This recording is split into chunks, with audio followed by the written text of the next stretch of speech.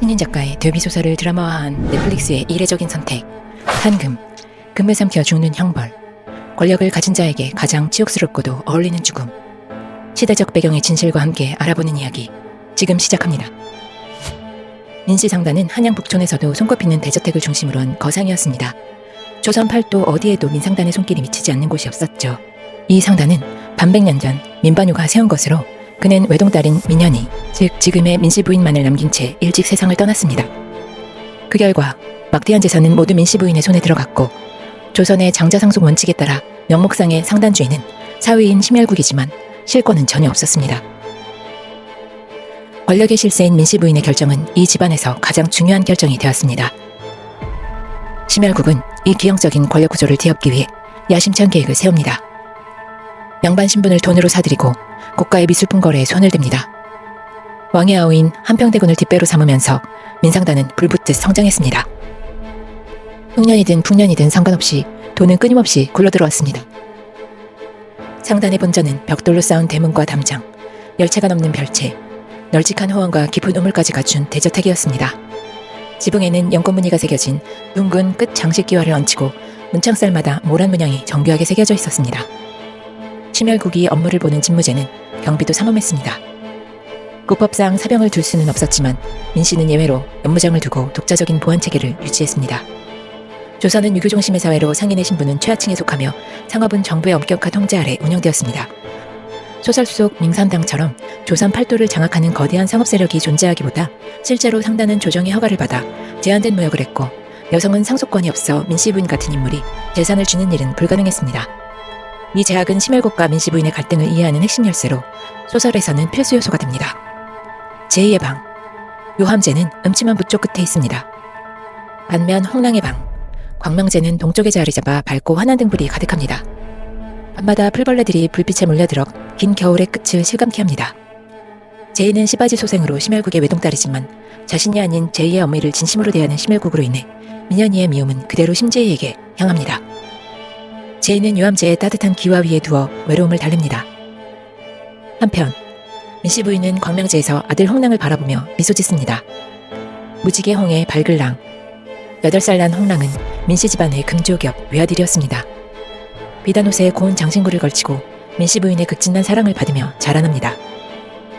백자처럼 매끈한 이마, 붉은 입술, 쪽박이까지 닮았다며 민씨 부인은 흐뭇해합니다. 그녀는 아들의 머리를 쓰다듬으며 은으로 감싼 범발톱 놀이개를 그의 곁에 놓습니다. 이 놀이개는 조선 최고의 만신 귀국자가 아이를 지키라며 건넨 것이었습니다.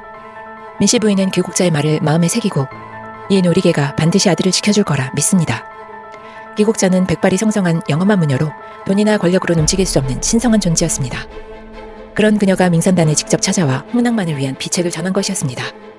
심열국은 진무제를 새로 설계하며 자신의 권위를 드러내려 합니다.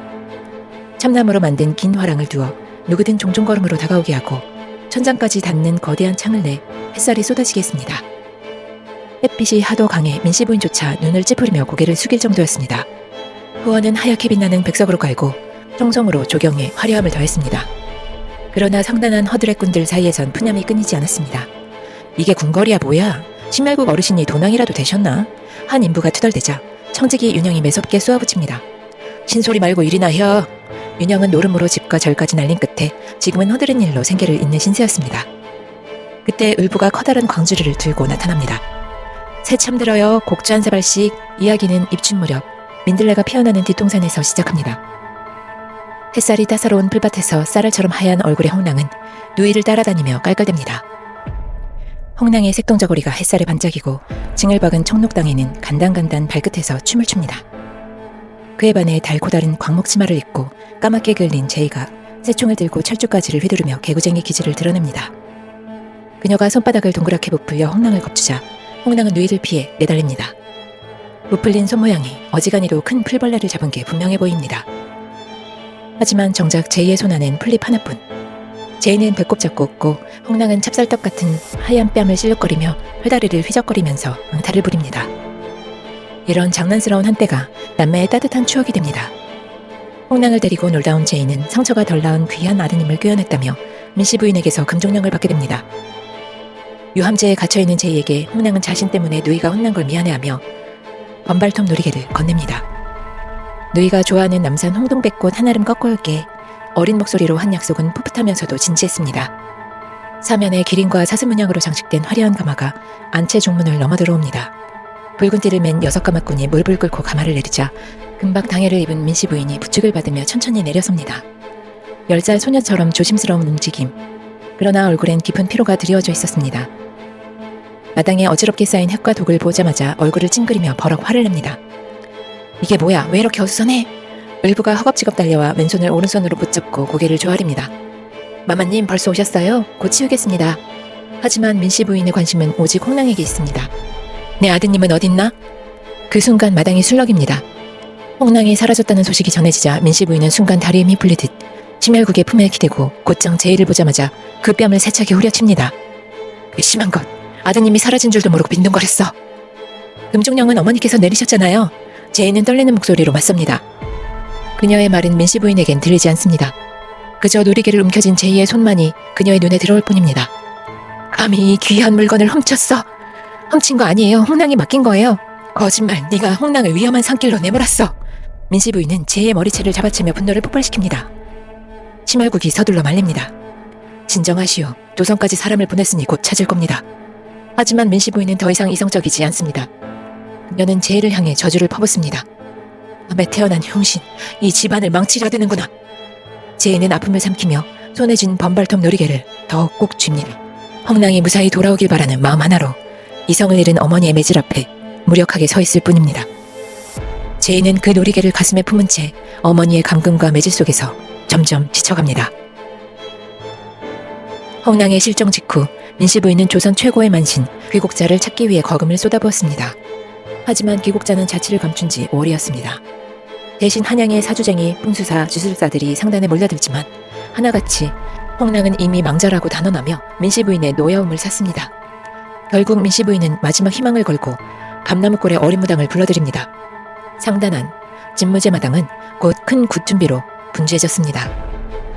메주머리와 과일, 떡으로 쌓인 전물 사이로 장구와 피리 소리가 울려 퍼지고 굿판을 보기 위해 마을 사람들까지 구름처럼 모여듭니다. 굿판 뒤편에는 유독 눈길을 끄는 한 장의 채색 초상화가 걸려 있었습니다. 홍랑의 모습이 생생하게 담긴 초상화였습니다. 민씨 상단은 도화서 최고 화환을 매수해 그려냈고 이 초상화는 조선 팔도는 물론 청나라 국경 너머까지 퍼졌습니다. 사람들은 수군댑니다. 이렇게도 실감나게 그린 도령 초상인데 소식 하나 없다니 상단에 원한 품은 자가 있는 건가? 굿이 시작되자 어린 무당은 꽃신과 바선을 벗고 정화수에 맨발을 씻습니다. 이내 신검을 든 무녀는 작두 위에서 외줄타기 하듯 펄쩍이며 신들린 몸짓을 이어갑니다. 장구 소리는 더욱 격해지고 무당의 화려한 몸짓은 사람들이 음식을 입으로 가져가는 것조차 잊어버리게 할 정도로 눈길을 사로잡았습니다. 그야말로 신들린 몸짓이 멈추는 순간 그녀는 눈을 부라리며 허공을 휘젓더니 오열하며 땅을 구릅니다. 그녀의 맨발에서 선홍색 피가 배어나오고 신검과 요령이 동시에 땅에 떨어지고 금속음이 울립니다. 사람들이 술렁이는 그 순간 무당은 허공을 향해 팔을 벌리고 비명을 지르다가 작두 위에서 그대로 꼬꾸라져 쓰러집니다. 무당의 몸은 차갑게 굳어가고 바닥으로 떨어진 무녀의 정수리에서 분수처럼 피가 솟구칩니다.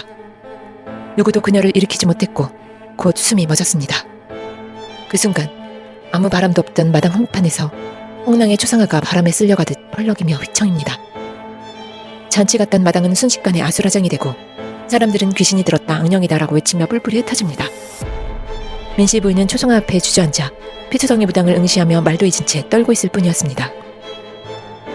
열흘이 지나 제이는 유암제에 갇혀 깊은 어둠 속에 있습니다. 숨쉬기조차 힘들 만큼 답답한 방 안에서 제이는 을부어멈을 외쳐보지만 목소리는 두터운 장지문을 넘어가지 못합니다. 얼굴은 창백하게 질려있고 그녀는 홍랑의 번발톱 놀이개를 꼭 쥔 채 동생의 무사를 빌며 홀로 눈물을 삼킵니다. 상단 안에서는 홍랑의 실종으로 온갖 소문이 무성합니다. 도련님이 귀신에 씌었다며 제이를 탓하는 소리가 들리고 민씨 부인이 제이를 악신이라 부르며 괴롭힌다는 이야기도 퍼져나갑니다. 유암제 중문에는 제이를 평생 가두려는 굵은 대못이 박히고 권속들은 마님이 문을 쉽게 열겠냐며 혀를 차고만 있습니다. 유암제, 그리고 그녀가 갇혀있는 곳은 상단에서도 가장 북쪽, 햇빛조차 들지 않는 음산한 창고였습니다. 그곳에서 제이는 존재감 없는 삶을 강요받았습니다. 아버지 심혈국조차 그녀를 모른 채 했고 오직 유모 을부만이 손을 내밀어 주었습니다.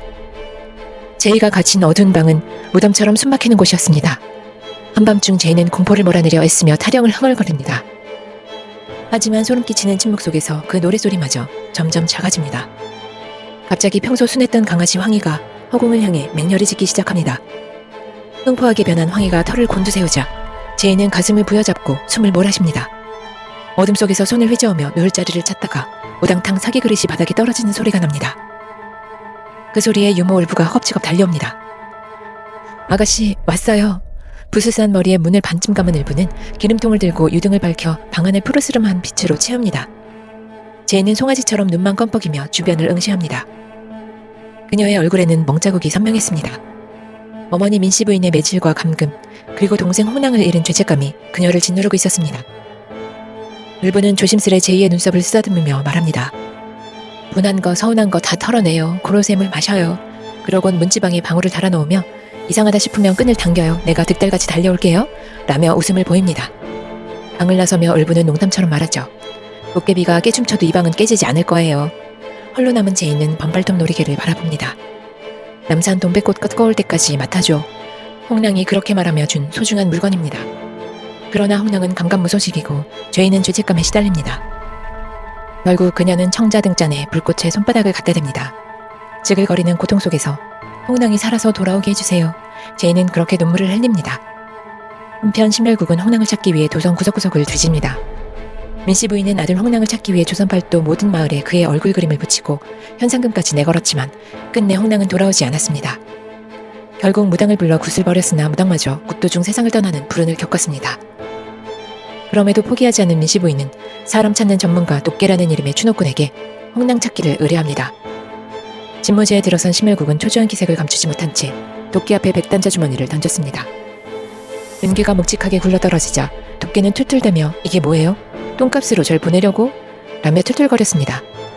돈 많은 부모의 자식을 찾는 일은 도깨에게 큰돈 벌 기회였기에 그는 은근슬쩍 값을 올리려 합니다. 도련님 같은 8살 아이를 찾는 게 쉬운 줄 아십니까? 라며 말하자 심열국은 말없이 어음에 수결하고 인장을 찍습니다. 도깨는 아드님을 찾으면 3배, 시신이면 2배요 라며 앞니를 드러내고 사라졌습니다. 심열국은 핏발선 눈으로 배나무를 바라봅니다. 홍랑이 태어나던 날 심은 나무였지만 이제는 침묵만이 그곳을 지키고 있을 뿐이었습니다. 시간이 흘러도 도깨로부터 아무 소식이 없자 결국 심열국은 양자를 드리게 됩니다.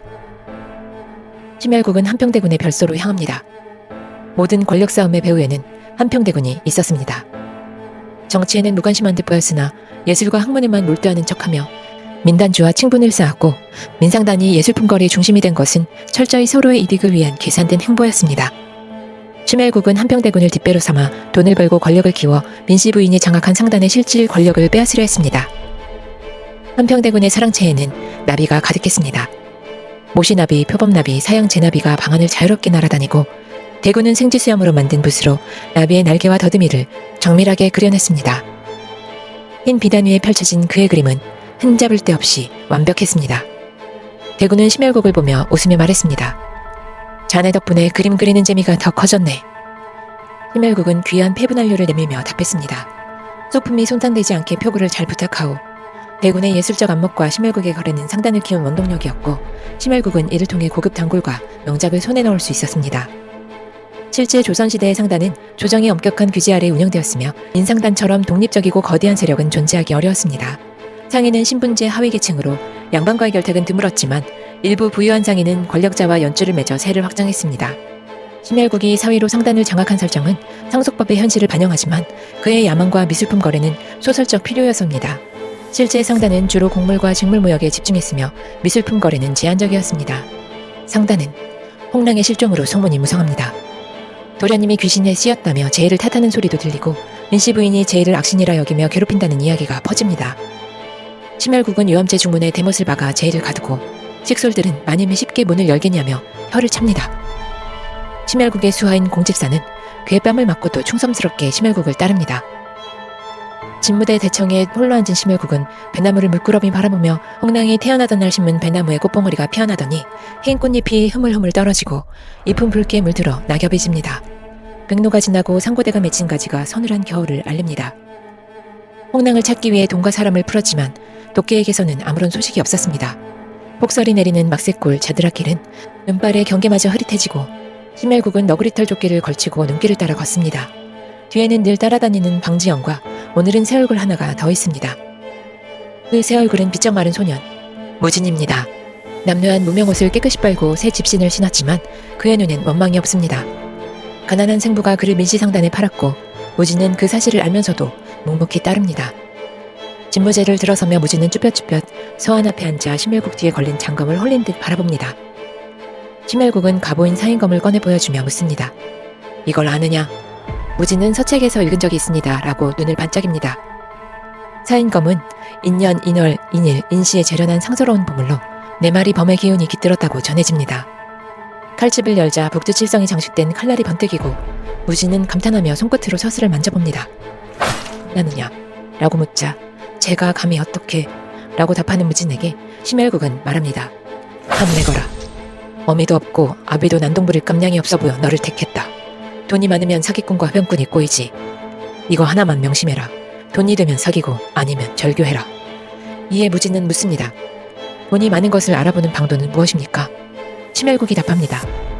돈으로 정보를 사면 누구든 냉정히 판단할 수 있다. 무진은 명심하겠습니다. 라며 고개를 끄덕입니다. 심혈국은 무진에게 상단 일을 돕는 부영을 소개합니다. 수원이라 부르거라. 상단 전반을 아는 자니 잘 배우거라. 무진이 부영에게 예를 갖추자 부영은 어쩔 줄 몰라하며 고개를 숙입니다. 그때 아버님 제이입니다 라는 목소리와 함께 제이가 진무제에 들어옵니다. 심혈국은 제이에게 새 오라비 무진에게 인사하라 하지만 갑자기 민씨 부인이 사풍에 시달린 몰골로 난입합니다. 그녀는 무진을 보자마자 2,000냥짜리 꼬락서니가 이게 뭐냐라고 매섭게 쏘아붙입니다. 아버님이 피눈물로 키운 상단을 이런 비루한 것에게 맡기느냐며 격분합니다. 심혈국이 홍랑을 찾기 위해 안 해본 게 있느냐며 상단 금고에서 뇌물이 빠져나간 것도 모른 척했지 않느냐 달래지만 민씨 부인은 내 아드님만이 어머니라 부를 자격이 있다며 무진을 몰아세웁니다. 그녀는 봉투를 내던지며 윽박지릅니다. 네 이름은 무진이다. 홍랑의 자리를 표시하는 말뚝일 뿐이니 착각 말고 납작 엎드려 살아라. 심혈국은 민씨 부인을 부축하며 자리를 떠나고 진무제엔 정적이 흐릅니다. 무진은 얼떨떨한 얼굴로 서있고 제이는 차를 따르며 말합니다. 어머니가 화낼 땐 속으로 노래를 불러요. 그러곤 복밀 절인 떡을 무진 앞으로 내밉니다. 드세요. 굽신거릴 필요 없어요. 자신의 이름 무진을 봅니다. 제이는 담담히 말합니다. 난 제이야. 이지러질 제 떠날 이. 공허함만 가득한 의미 없는 이름이지. 제이의 목소리와 차를 따르는 손길이 거대한 현실을 잠시 가볍게 만들어줍니다. 따스한 차향이 냉기를 누그러뜨리고 두 소년소녀는 잠깐이나마 서로를 의지하는 순간을 나눕니다. 홍랑이 갑자기 사라지고 제이는 죄책감에 시달립니다. 민씨 부인은 제이를 탓하며 매질하고 홍랑의 실종을 모두 제이의 탓으로 돌리며 화를 냅니다. 제이는 요함제에 갇힌 채 강아지 황희를 끌어안고 눈물을 삼킵니다. 그녀가 받은 민씨 부인의 학대는 시간이 갈수록 더 노골적이고 잔혹해졌습니다. 단순한 미움 때문이 아니었습니다. 그 감정의 뿌리는 오래전 민씨 부인이 남편 심혈국의 진심이 다른 여자에게 있었다는 사실을 알게 된 날로 거슬러 올라갑니다. 그녀는 한 번도 자신에게 진심 어린 눈길을 주지 않던 남편이 제이의 어머니에게는 애틋한 사랑을 쏟는 모습을 보고 격렬한 질투에 휩싸였습니다. 그리고 그 질투는 결국 제이 어머니의 죽음으로 이어졌습니다. 그 죽음을 꾸민 사람이 바로 민씨 부인이었습니다. 제이 어머니는 민씨 부인과 심혈국 사이에 아이가 생기지 않자 민단주가 죽기 전 후계를 보기 위해 시바지로 들이기로 결정한 사람이었습니다. 묵속신앙에 심취한 민단주의 판단 아래 제이의 어머니는 그렇게 상단에 들어오게 되었습니다. 심혈국은 이미 그녀에게 마음을 빼앗겼고 아이까지 생기자 그의 애정을 숨기지 못했습니다. 그 결과로 태어난 아이가 바로 제이였습니다. 민씨 부인의 눈에 제이는 원망과 노여움의 근원일 뿐이었습니다. 그저 두려움과 존경의 대상이었던 신묘한 무당 귀국자가 민씨 부인에게 제이를 죽이면 집안에 화가 생기니 반드시 살려서 출가시켜야 한다고 신신당부했기에 제이를 죽이지 못했던 것뿐이었습니다. 심혈국은 처음부터 민단주의 양자가 되길 원했지만 민단주의 딸 민현이가 그를 연모하게 되면서 심혈국의 정인이었던 꽃님이를 죽이고 심혈국을 차지했던 것이었습니다. 양망으로 가득 찬 심혈국은 사랑했던 여인이 있었음에도 불구하고 민단주의 대리사위가 되었습니다. 심혈국이 민상단에 단주 자리를 얻고 한평대군의 후원을 등에 업기 위한 결혼이었기에 진심도 애정도 없었습니다. 민씨 부인은 무진을 보고 고작 2,000냥의 자식을 판 아비 밑에서 뭘 보고 자랐겠냐며 무시했지만 무진은 민상단의 새로운 식구가 되었습니다.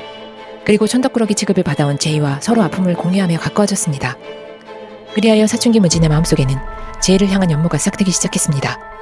희망도 원망도 없던 무진은 민상단의 단주가 되어 제이를 억압에서 벗어나게 해주는 꿈을 꾸기 시작했습니다. 세월이 흘러 홍랑이 사라진 지 10년이 지났습니다. 그러던 어느 날 롯기가 홍랑을 데리고 나타났습니다. 그동안 현상금을 노리고 거짓으로 홍이라 주장하는 사람들이 많았던 탓에 처음엔 아무도 진짜 홍랑이 살아 돌아온 것이라 믿지 않았습니다. 하지만 이번엔 달랐습니다. 성인이 된 홍랑의 얼굴은 민씨 부인과 똑같이 닮아 있었고 기억 상실증으로 어린 시절 기억이 없다고 했기 때문입니다. 민씨 부인은 진짜 홍랑이라고 확신했습니다. 한편 홍랑이 돌아오자 무진은 위기를 느낍니다.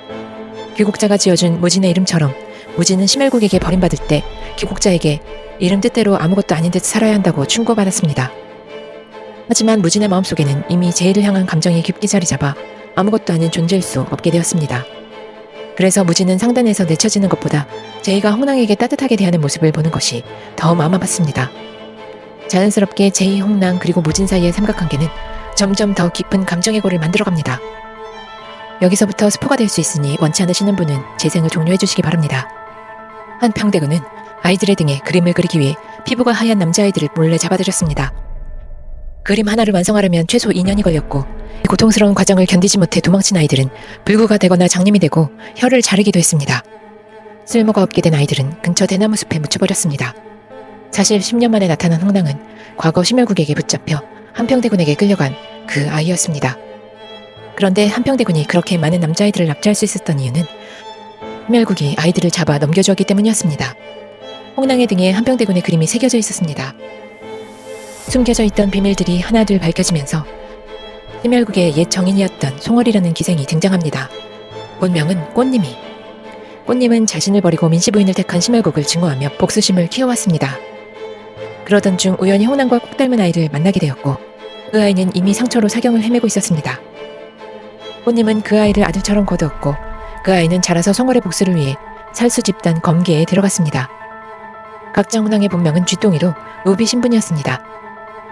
그가 모시던 양반 주인인 심혈국과 거래를 했는데 어느 날 예술품 도난 사건이 일어났습니다. 그러자 주인은 쥐똥이의 부모가 훔쳤다며 매질했고 이 일로 쥐똥이의 부모는 세상을 떠났습니다. 쥐똥이는 마음속에 복수심을 품게 되는 사건이 됩니다. 얼마 후 주인 양반이 밥을 먹다가 체해 급사했고 주인의 아들을 대신해 삼난상을 치르라는 명을 받은 쥐똥이는 해가 지자마자 무덤가에서 도망쳤습니다. 그 과정에서 자신을 양아들처럼 걷어준 송월을 만나게 된 것입니다. 쥐똥이가 심혈국을 찾아온 것도 복수를 위해 의도적인 접근이었습니다. 조선시대 왕족은 예술을 후원했지만 한평대군의 광기 어린 행위는 소설에 필요한 허구 요소로서 왕족은 유교적 도덕과 왕실의 체면을 유지해야 했으며 심혈국 같은 상인이 왕족의 비밀스러운 취미를 돕는 설정 역시 실제로는 상인과 왕족의 결탁이 드물었습니다. 미술품 거래도 주로 합법적 후원 형태로 이루어졌습니다. 한편 가짜 홍랑에게는 의형제나 다름없는 동생 인회가 있었습니다. 인회 역시 한평대군에게 잡혀가 온갖 고초를 겪은 아이였죠. 한평대군이 죽던 날 쥐똥이는 인회를 구해 함께 도망쳤습니다. 무진은 끊임없이 홍랑이 가짜일 거라고 의심했습니다. 처음에는 살수를 보내 홍랑을 없애려 했지만 검술이 뛰어난 가짜 홍랑을 죽이지 못했고 오히려 보내는 살수들만 계속 죽어나갔습니다. 무진은 끈질기게 조사한 끝에 송월과 가짜 홍랑의 관계를 알아내 심혈국에게도 알렸습니다. 사실 심혈국도 홍랑이 가짜인 것을 알고 있었지만 이미 잔치까지 벌여놓은 터라 지켜보고만 있었습니다. 한편 가짜 홍랑은 제이와 진짜 홍랑이 어릴 적 자주 보던 책을 우연히 발견하고 그 내용을 완벽히 외워 제이를 속였습니다. 제이는 가짜 홍랑을 진짜 홍랑으로 믿게 되었습니다. 무진은 이 모든 사실을 알고 있었지만 제이가 가짜 홍랑에게 속는 모습을 그저 지켜볼 수밖에 없었습니다. 그 와중에 홍랑의 어린 시절 친구 이수가 찾아왔습니다. 이수는 어릴 적 함께 묻어둔 보물상자 이야기를 꺼내며 그 안에 무엇이 들어있는지 확인해보자고 제안합니다. 10여 년간 묻혀있던 보물상자를 파냈고 놀랍게도 그 안에는 염주가 들어있었습니다. 이 염주는 가짜 홍랑이 처음 집으로 돌아올 때 차고 있던 염주와 똑같은 것이었습니다. 알고 보니 가짜 홍랑은 진짜 홍랑으로 위장하기 위해 똑같은 염주를 구해 차고 있었던 것이었습니다. 당황한 가짜 홍랑은 민씨 부인을 찾아가 혼란스럽다며 집을 떠나겠다고 연기했습니다. 그러나 민씨 부인은 단호히 그를 막아서며 심혈국을 찾아갔고 인상단의 실세인 민씨 부인의 완고한 태도에 결국 심혈국은 단주 자리를 홍랑에게 내주고 말았습니다. 무진이 심혈국에게 따졌지만 심혈국 역시 어쩔 도리가 없었습니다. 그날 밤 과거 쥐똥이를 납치했던 인심의 매꾼 김표가 심혈국을 찾아왔습니다. 김표는 자신이 기억력이 좋다며 가짜 홍랑의 등에 그림 문신이 있을 거라고 말했습니다. 쥐똥이는 주인의 무덤에서 도망치던 중 배고픔에 지쳐 기절했고 김표에게 붙잡혀 심혈국에게 팔렸던 것이었습니다. 심혈국은 쥐똥이를 비롯한 여러 아이들을 한평대군에게 넘겼고 한평대군은 쥐똥이의 등에 그림을 그렸던 것입니다. 김표는 이 모든 사실을 털어놓고 큰돈을 벌었다며 좋아했지만 이 소식을 들은 가짜 홍랑은 김표를 죽이러 쫓았습니다. 그 순간 육손이라는 인물이 나타나 대신 김표를 죽였습니다. 육손은 민씨 부인의 신복이자 수호무사였고 가짜 홍랑의 정체를 이미 알고 있었습니다. 그는 외로웠던 민현이를 위해 아들을 낳게 도왔던 것이었습니다. 하여 민현이를 위해서라면 홍랑이 가짜던 진짜던 상관없었습니다. 그는 불화를 만들지 말라며 경고한 뒤 사라졌습니다. 그날 밤 제이는 다시 한번 홍랑의 정체를 의심하게 됩니다. 결국 진짜 홍랑이 주었던 호랑이 발톱을 꺼내며 이게 뭔지 말해봐 라며 몰아붙였습니다. 가짜 홍랑은 끝내 대답하지 못했고 제이는 그가 가짜임을 확신하게 되었습니다. 심혈국은 무진을 더는 곁에 두고 싶지 않았습니다. 홍랑이 가짜든 진짜든 권리를 주장하는 무진을 더 이상 이용할 이유가 없었기 때문입니다. 결국 심혈국은 무진과의 인연을 끊기 위해 무진에게 대마도로 떠나라고 명합니다. 과거 가짜 홍랑은 한평대군에게 끌려가 아킬레스건까지 잘려 3년간 안진뱅이로 살아야 했습니다. 차라리 죽고 싶었던 그는 자결을 시도했지만 운 좋게 송월의 눈에 띄게 되었습니다. 이후 송월 밑에서 표창과 비수를 배워 최고의 살수가 되었고 한평대군을 암살한 것도 바로 가짜 홍랑이었습니다. 가짜 홍랑은 마지막으로 제의를 보려 했지만 무진이 보낸 자들에게 붙잡혀 심혈국에게 끌려갔습니다. 심혈국은 가짜 홍랑의 등에 그려진 한평대군의 그림을 보고 이것이 한평대군의 마지막 작품이라며 비싼 값에 팔 계획을 세웁니다. 그리고 가짜 홍랑을 감금했습니다. 무진은 가짜 홍랑을 죽이기 위해 불을 지르지만 마침 근처에 있던 가짜 홍랑의 의형제 인회가 나타나 그를 구합니다. 그러나 이 일로 인해 인회는 목숨을 잃고 맙니다. 가짜 홍랑이 사라진 사실을 알게 된 심혈국은 무진에게 분노를 쏟아냈고 결국 무진은 집을 떠나기로 결심합니다. 무진은 제이에게 자신의 마음을 고백하며 함께 떠나자고 하지만 제이의 마음속에는 이미 가짜 홍랑이 깊게 자리 잡고 있었습니다. 제이의 마음을 확인한 무진은 결국 스스로 목숨을 끊고 맙니다. 한편 진짜 홍랑은 10년 전 우물에 빠져 죽었던 것이었습니다. 결국 심혈국은 아이들을 한평대군에게 팔아넘긴 채로 추포되어 탄금형을 받고 생을 마감합니다. 민씨 부인 역시 허망하게 생을 마치게 됩니다. 탄금형은 고대 청나라에서 지체 높은 왕족들만 받던 극악무도한 형벌로 금덩이를 삼켜 뱃속을 가득 채운 채 장이 터지고 다리가 부러져 일어서지도 못하는 극한의 고통을 겪어야 했습니다. 결국 자신의 기혈이 막혀 사지가 썩어 들어가는 것을 스스로 보게 되는 끔찍한 형벌이었습니다. 하지만 조선시대에는 이런 형벌이 존재하지 않았고 실제로는 참수나 유배 같은 형벌이 주로 사용되었습니다. 심혈국과 민씨 부인의 비극은 상속법과 권력 다툼이 낳은 갈등을 극화한 결과로 현실에서는 상인 가문의 몰락이 세정난이나 권력자와의 갈등으로 인해 흔히 발생하기도 했습니다. 모든 복수를 마친 가짜 홍랑은 제이에게 마지막 인사를 하러 찾아가 서로의 마음을 다시 확인합니다. 소설에서는 가짜 홍랑이 죽는 듯 열린 결말로 이야기가 끝이 나지만 드라마에서는 제이와 홍랑의 사랑이 이루어지고 해피엔딩이 되길 바랍니다. 하지만 홍랑과 제이, 무진의 짙어지는 삼각관계와 갈등, 민씨 부인의 서슬퍼런 연기, 조선시대 사이코패스 한평대군의 이중적인 연기가 어떻게 그려질지 상당히 기대됩니다. 여러분이 원하는 엔딩도 댓글로 남겨주세요. 픽플을 구독해주시는 분들께 항상 감사드립니다. 건강하세요.